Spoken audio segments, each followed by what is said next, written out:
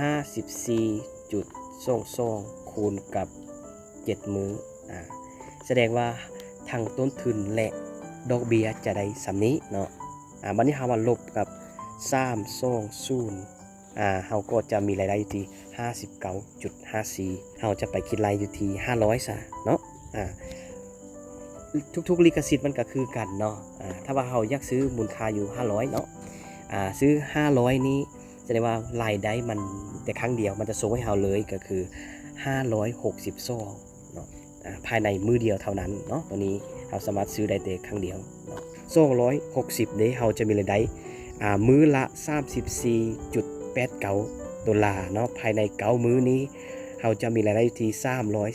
314ดอลลาร์นั้นหมายความว่าเฮาจะได้กำไรอยู่ที่54สบายดีเพื่อนๆมาพบกับ2 BC Sec ดาราเช่นเคยเนาะคลิปนี้ก็จะมารีวิวเกี่ยวกับแอป Editing Star เนาะซึ่งว่าตัวนี้ก็จะเป็นหน้าตาหลักของแอป Editing Star เนาะซึ่งว่าเป็นแอปที่อัปโหลดวิดีโอแล้วก็สามารถเฮ็ดให้เฮามีรายได้เป็นอะไรเฮาเบิ่งนำกันเลยตัวนี้ก็จะเป็นหน้าหลักของแอป Editing Star เนาะซึ่งว่าคลิปนี้ก็จะมาคำนวณวิธีที่ว่าเวลาเฮาซื้อลิขสิทธิ์เข้าไปแล้วเฮาจะมีรายได้เท่าได้เนาะเพื่อนๆที่เข้ามาแอปนี้แล้วเนาะให้เพื่อนๆเข้าไปลิขสิทธิ์เนาะซึ่งว่าที่ผ่านมาเนาะเวลาเฮาลงทะเบียนแล้วมันก็จะให้วิดีโอฟรีให้เฮาเนาะซึ่งว่าปัจจุบันนี้แมนบ่ได้แล้วซึ่งว่ามันวิดีโอฟรีมันไข่หมดแล้วเนาะมันมีขีดจำกัดในนี้ข้าพเจ้าจะมาสาธิตอยู่ประมาณ2หรือว่า3ลิขสิทธิ์เนาะตัวนี้ก็จะเป็นราคาลิขสิทธิ์ที่เฮาสามารถเข้าไปซื้อได้เลยเนาะซึ่งว่าคลิปนี้บ่ได้แนะนำให้มาลงทุนแต่ยังได้เพียงแต่ว่ามาสาธิตวิธีการสร้างรายได้เนาะถ้าว่าผู้ใดที่ศึกษาเบิ่งแล้วก็ตัดสินใจด้วยตนเองเนาะเพราะว่าทุกๆการลงทุนย่อมมีความเสี่ยงอยู่แล้วซึ่งว่าลิขสิทธิ์ที่ต่ำที่สุดเนาะก็คือ9.9 ดอลลาร์เนาะซึ่งว่าจะเป็นตัวนี้เนาะซึ่งว่า 9.9 ดอลลาร์นี่เนาะมูลค่า9.9 ดอลลาร์นี้ที่ว่าเฮาสามารถซื้อได้เนาะก็คือมันจะให้คืนเงินอยู่ที่ 0.8 ต่อมื้อเนาะแล้วภายใน15มื้อเฮามาเบิ่งนำกันว่าถ้าว่าเฮาซื้อลิขสิทธิ์ 9.9 ดอลลาร์นี้เฮาจะมีรายได้เท่าใดเนาะก็คือ15มื้อ 0.8 นะครับคิดไล่นำกันเลยเฮาก็เอา 0.8 เนาะมาคูณกับ15มื้อแล้วมันจะตกอยู่12ดอลลาร์เนาะ12ดอลลาร์แล้วมาลบให้9.9 แสดงว่าเฮาจะมีรายได้อยู่ที่ 2.1 ดอลลาร์นั่นเองเนาะอันนี้จะเป็นวิธีคิดไล่เนาะแล้วเฮาสามารถซื้อเพียงแต่ครั้งเดียวเท่านั้นเนาะวันนี้เฮาไปเบิ่งตัวสูงกว่านี้เด้เนาะตัวอย่างว่าเฮาจะไปคิดรายอยู่ที่500ซะเนาะทุกๆลิขสิทธิ์มันก็คือกันเนาะถ้าว่าเฮาอยากซื้อมูลค่าอยู่500เนาะซื้อ500นี้แสดงว่ารายได้มันแต่ครั้งเดียวมันจะส่งให้เฮาเลยก็คือ560ซองเนาะภายในมื้อเดียวเท่านั้นเนาะตัวนี้เฮาสามารถซื้อได้แต่ครั้งเดียวเนาะหรือว่าเพื่อนๆสามารถเข้าไปเบิ่งตัวอื่นกันเลยเนาะตัวอย่างว่า300สาวเนาะ300สาวซึ่งว่า300สาวนี้มันจะให้เฮาเนาะต่อวันนี่นะ54.22เนาะภายใน7มื้อวันนี้เฮาลองไปคิดรายเบิ่งเนาะ54.22ภายใน7มื้อเฮาก็เฮ็ดคือเก่าเนาะ54.22คูณกับ7มื้อแสดงว่าทั้งต้นทุนและดอกเบี้ยจะได้สำนี้เนาะวันนี้เฮามาลบกับ320เฮาก็จะมีรายได้อยู่ที่59.54 ดอลลาร์นั่นเองภายใน7มื้อเนาะอันนี้ก็จะเป็นวิธีการคำนวณเนาะว่าเวลาเฮาซื้อลิขสิทธิ์ซ้ำนี้แล้วเฮาจะได้เท่าใดเนาะซึ่งว่าข้าพเจ้าจะไปคิดรายอยู่ใน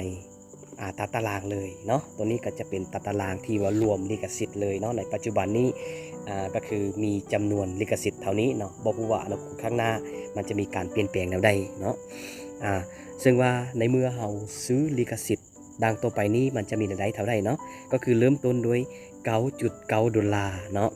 แล้วมื้อนึงเราจะได้อยู่ที่ 0.8 ดอลลาร์เนาะภายใน15มื้อเนาะแล้วเราซื้อ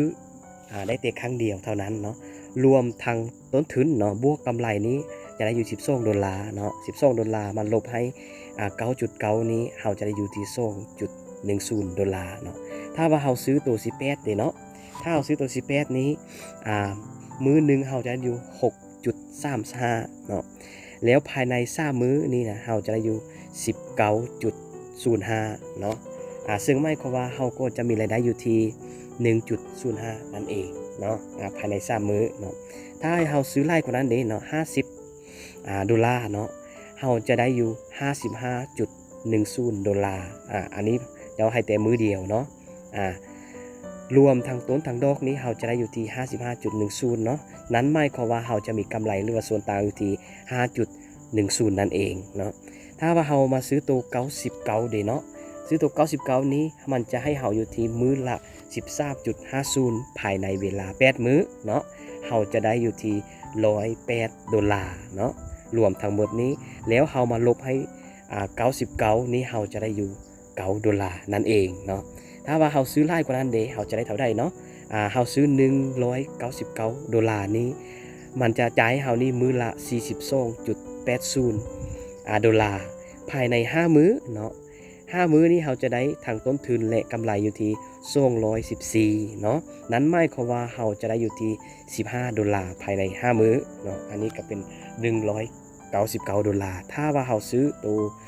260เด้เราจะมีรายได้มื้อละ 34.89 ดอลลาร์เนาะภายใน9มื้อนี้เราจะมีรายได้อยู่ที่314 ดอลลาร์นั้นหมายความว่าเราจะได้กำไรอยู่ที่54 ดอลลาร์นั่นเองเนาะถ้าว่าเราอยากจะซื้อตัวที่300เด้เนาะ300นี่มันจะให้เราอยู่ที่มื้อละ 23.50 ดอลลาร์เนาะแล้ว15มื้อนี้เราจะได้อยู่ที่353.50 ดอลลาร์นั้นหมายความว่าเราจะมีรายได้อยู่ที่ 52.50 ดอลลาร์ภายใน15มื้อเนาะถ้าว่าเราซื้อตัวที่320นี่นะเราจะได้มื้อละ 54.2 ดอลลาร์เนาะภายใน7มื้อนี้เราจะมีรายได้ที่379.54 รวมทางต้นทุนและกำไรเนาะแล้วเราจะได้ส่วนต่างที่ 59.54 ดอลลาร์เนาะตัวนี้ก็จะเป็นลิขสิทธิ์ที่เราสามารถเข้าไปซื้อลิขสิทธิ์อยู่ในแพลตฟอร์ม Editing Star เนาะส่วนตัวอื่นก็เช่นเดียวกันเนาะเพื่อนๆก็สามารถคำนวณและตัดสินใจโดยตนเองเนาะคลิปนี้จะบอกแนะนำให้